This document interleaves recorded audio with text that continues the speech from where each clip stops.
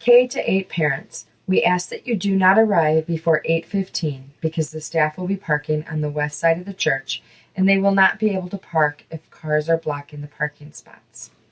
Please enter off of Palatine Road down the center drive.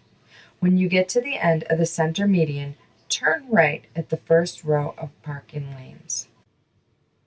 Once you complete your turn, please begin to form two lines.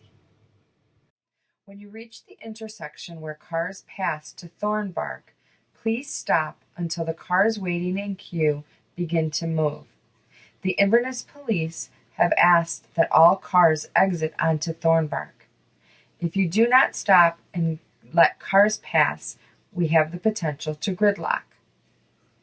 As you continue down the lane, please pull all the way to the end as you turn left and continue to the crosswalk. Once the car in front of you begins to move, you may drive down the lane and pull all the way to the end of the drive. Cars will either stop and wait to move onto the drop-off line,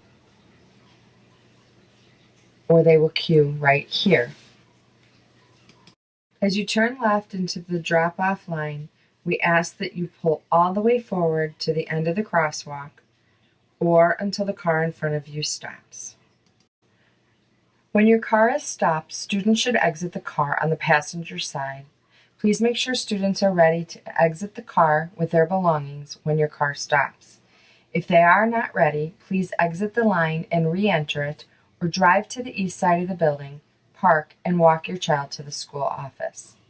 Once your child is safely out of the car, please move forward with the flow of traffic. Kindergarten through 5th grade students will enter at door 20, and all middle school students will enter the middle school hallway along the pond side under door 15.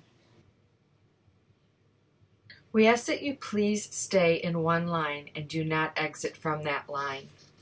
Please follow the car in front of you out of the line to exit the parking lot.